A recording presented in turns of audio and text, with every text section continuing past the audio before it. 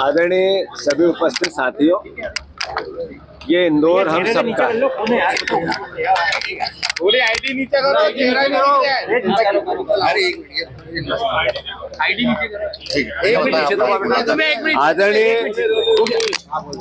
आदरणीय उपस्थित मीडिया जगत के हमारे सम्मानित साथियों, ये इंदौर शहर हम सबका है और मैं मानता हूं कि इसमें जिम्मेवारी जनप्रतिनिधियों की सबसे ज्यादा है, राजनीतिक पार्टियों की उससे ज्यादा है और उसके साथ साथ मीडिया जगत की भी उतनी ही जिम्मेवारी है कि यूनियन कार्बाइड का जो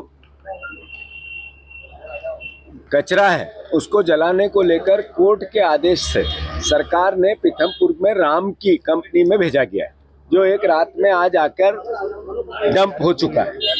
सवाल ये है कि राम की यहाँ से 30, 35, 40 किलोमीटर इंदौर से 30 किलोमीटर दूर है, तो इंदौर शहर पे इसका असर क्या होगा?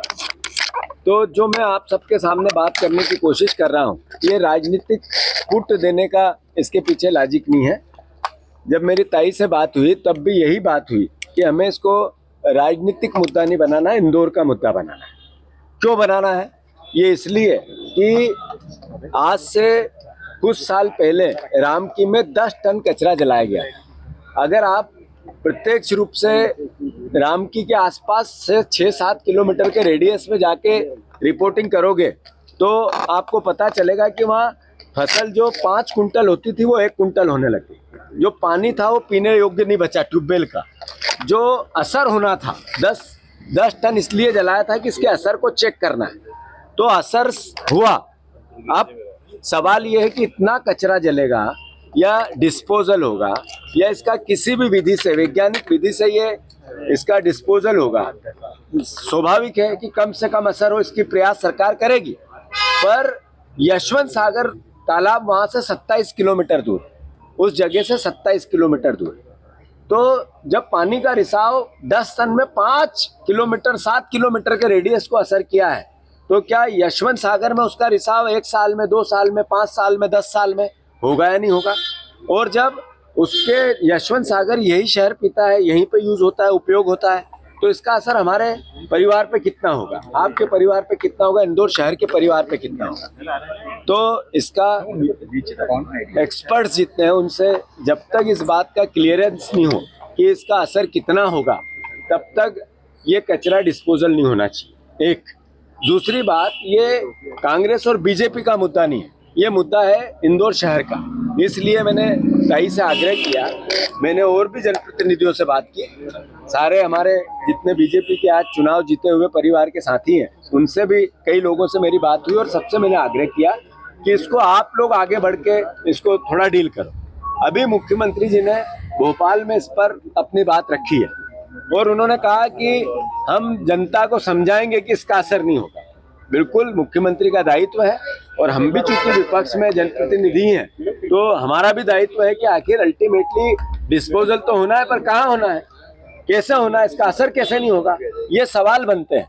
तो मैं मानता हूँ कि एक एक्सपर्ट्स की टीम बनानी चाहिए, फिर से इसका परीक्षण होना चाहिए, पिछला जितना हुआ उसका कितना असर हुआ इसका जनता के डोमेन में बात आनी चाहिए और फिर ये होगा तो क्या असर हो सकता है आज कल परसों 10 साल बाद 5 साल बाद, उसकी भी क्लियरिटी होनी चाहिए। अगर इसकी इतनी शंका है, अभी कोरोना आया तो किसी को पता नहीं चला था कितना असर आया, सैकड़ों हजारों लोग चले गए हमारे बीच में से, हमारी परिवार के। तो जिस बात का असर कितना होगा पता नहीं है, तो फिर हम ये रिस्क क्यों लें, ये सवाल है।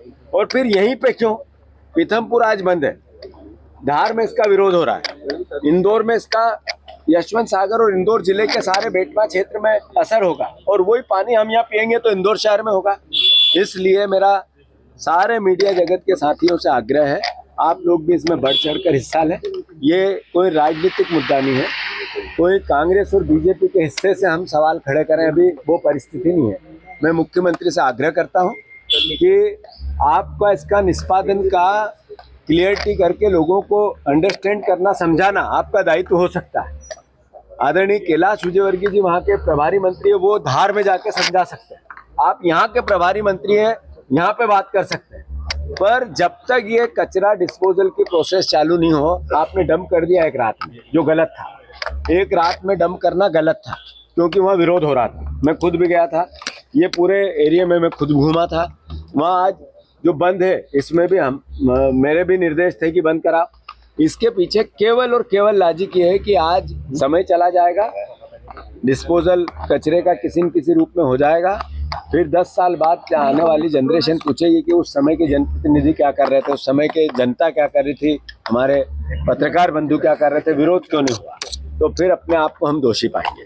तो ये आप सब भी इसको राजनीतिक मुद्दा नहीं बनाना है, ये इंदौर शहर का मुद्दा है। इस पर कहीं भी जो निर्देश मिले या उनसे मेरी चर्चा हुई या हमारी आपस में कन्वर्सेशन हुआ, यही हुआ।